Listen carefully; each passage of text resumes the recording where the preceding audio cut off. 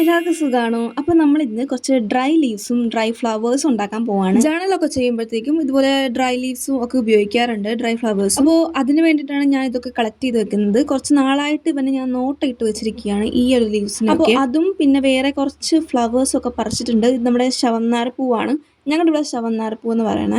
വേറെ എന്തെങ്കിലും പേരുണ്ടെങ്കിൽ നിങ്ങൾ പിന്നെ ഇതുപോലുള്ള കുറച്ച് ചെടികളൊക്കെ ഞാൻ ഫുള്ള് തപ്പി പിടിച്ചെടുത്തിട്ടുണ്ട്. നമുക്ക് ഇവന്മാരെ ഒരു ബുക്കിലോട്ട് തട്ടാം. ഞാൻ ഇവിടെ ഒരു ബുക്ക് എടുത്തിട്ടുണ്ട്. അത്യാവശ്യം കനമുള്ള ബുക്കാണ്. ആ ക്യാമറ പോലും അനങ്ങി. അപ്പോൾ ഈ ബുക്ക് അമ്മയുടെ ബുക്കാണ്.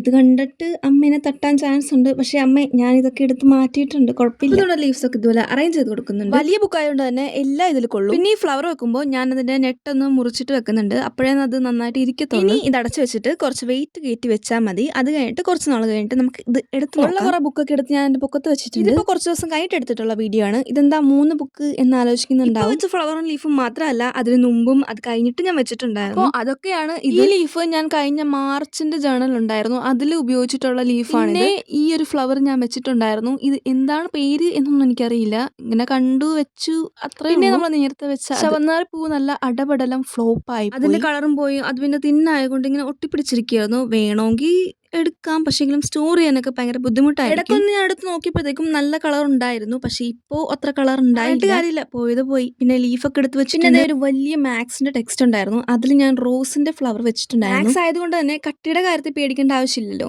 പിന്നെ ഈ ഒരു ഫ്ലവർ ഞാൻ റാൻഡം ആയിട്ട് കണ്ടത്, ഞാൻ വെച്ചതല്ല, പക്ഷെങ്കിലും ഉപകാരപ്പെട്ടു. അപ്പോൾ ഇതൊക്കെയാണ് നമ്മുടെ ഡ്രൈഡ് ഫ്ലവേഴ്സും ലീവ്സും. ശവന്നാരി ഫ്ലോപ്പ് ആയെങ്കിലും ബാക്കിയെല്ലാം സക്സസ് ആയിട്ട്. ഇനി ഇത് എവിടെയെങ്കിലും സൂക്ഷിച്ചു വെച്ചാൽ മതി. അത്രയുള്ള വീഡിയോ. താങ്ക്